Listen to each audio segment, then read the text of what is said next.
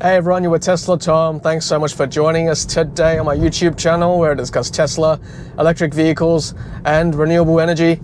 If this is your first time to my channel, then hello and welcome.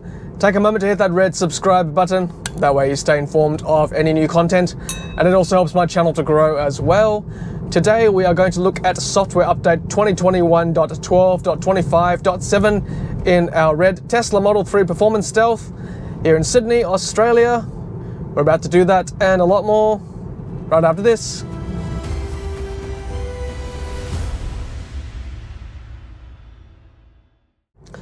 Hey everyone, welcome back. As I said, we're in our red Tesla Model 3 Performance Stealth 2019 version in Sydney, Australia.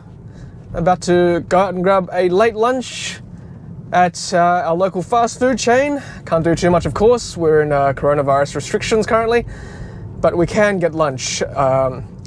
So we are on software update 2021.12.25.7, which was dropped in my car this morning. Not too many exciting things in this update, just the usual minor bug fixes and performance updates, I presume, because with the update notes, we've got Skyforce Reloaded, new language support, and Tesla Powerwall coordination. All these things I've already gone through in the 2021.12 release notes I did earlier in the previous update. So if you want to look at those new features, check out that video first. But what we're going to do today is go on a quick drive on Autopilot on the way to get lunch. And then I've got a little surprise for you at lunch itself in our local area. We've got a little charger I want to check out that might be quite interesting for the future of charging stations to come. But for those of you who don't know, I am on a FSD package. We've got auto steer, which is in all new Teslas, by the way. Navigate on autopilot, traffic light and stop sign control, green traffic light chime, full self-driving visualization preview, and summon beta. Okay, so green traffic light. I'll put the cameras on for you guys to see what's happening. And of course, the usual Autopilot Engaged, right stalk here, double tap down. There we go, those blue tram tracks. And coming up to a red light now, it should stop nicely for us here. If you're the first car at a red light and the light goes green, then you've got to confirm either with tap down of the right stalk again or tap your accelerator pedal. There we go, it's going green and the car goes off. If you're the second or subsequent car, then it's all good. You can just let the car track the car ahead of you and you're good to go.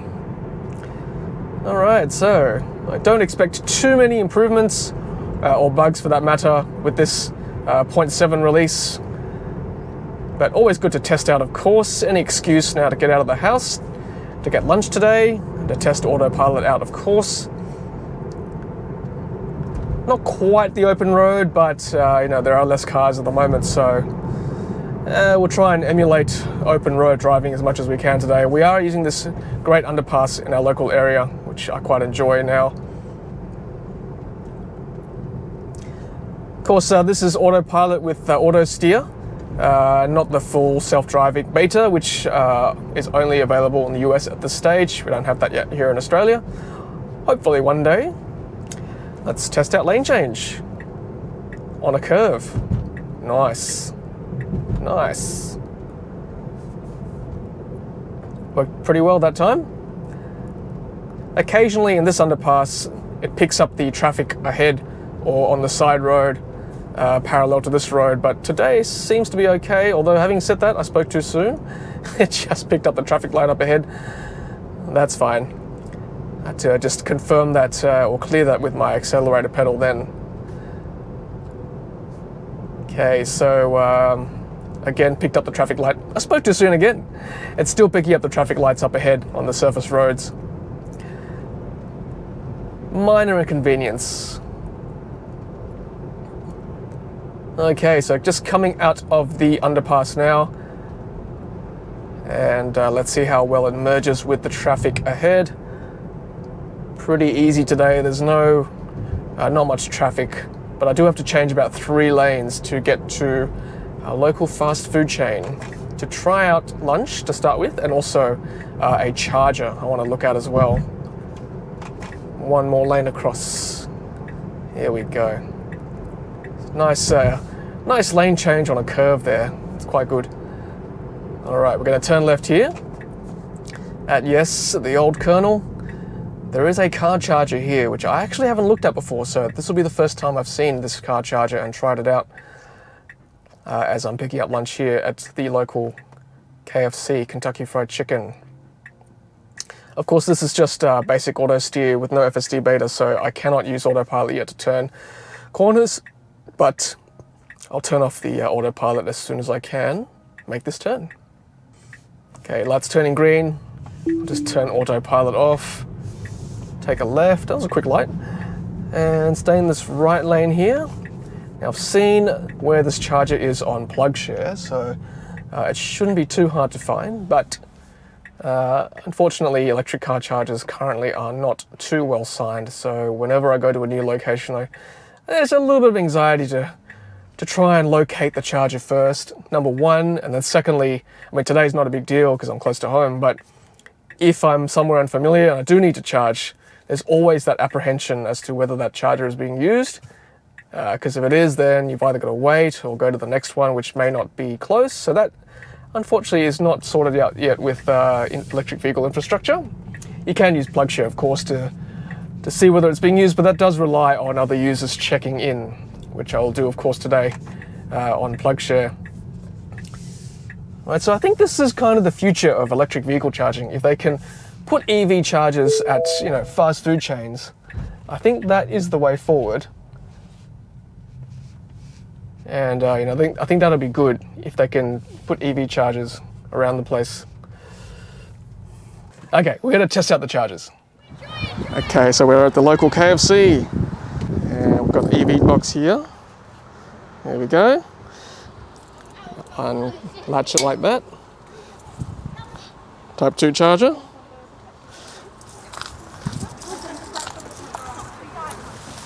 Okay, we're going to plug in.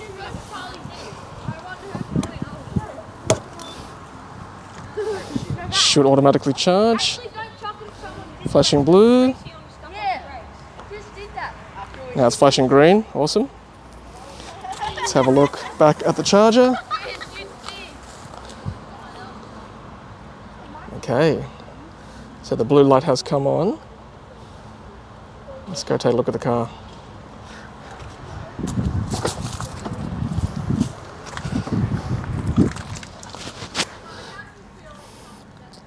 Alright, inside the car we've got 9 kilowatts, 13 amps.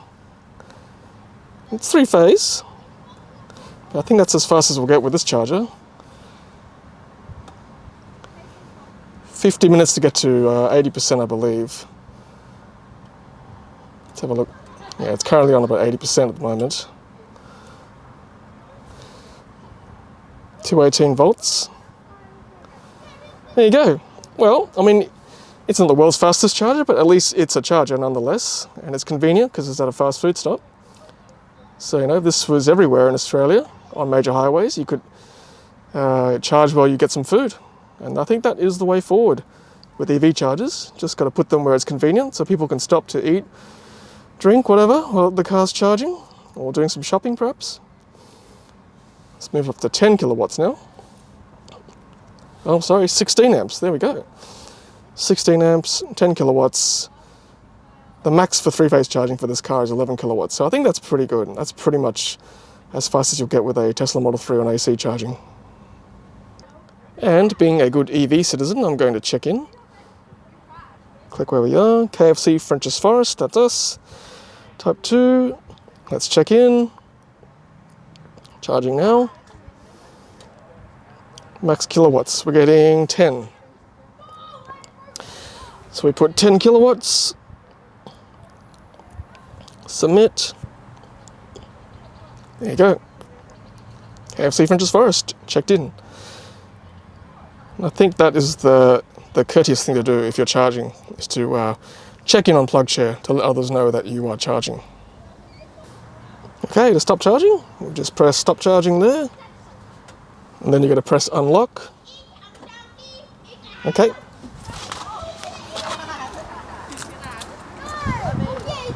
And just pull out when it's white. Oh, give me that, give me that, give Okay. me that.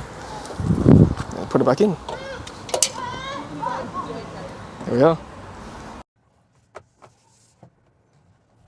All right, let's head off. That's some very interested kids watching. Hopefully they find us on YouTube. Gave them an education in driving and charging. Always seed that little thought in those young, impressionable minds. All right, guys, well, we're going to do the return trip back to our side, the Northern Beaches, after getting some lunch.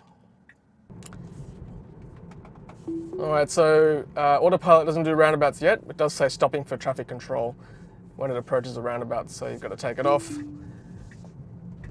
I believe FSD Beta in the US can do roundabouts, but they don't have as many as we do here in Australia. Seems to be a rather unique Australian thing to have lots of roundabouts.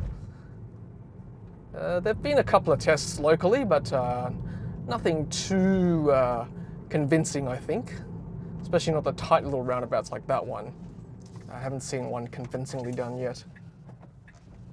But what we'll do is go back on the same underpass and engage Autopilot again. So here we go. We've got the the steering wheel icon there. Double tap down. Same thing. Hands on wheel, of course, as much as possible. And enjoy the ride.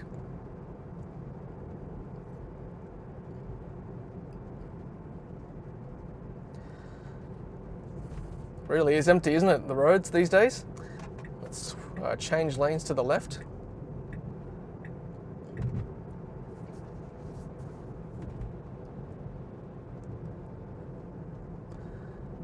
See, when it works well, Autopilot works really well, like this.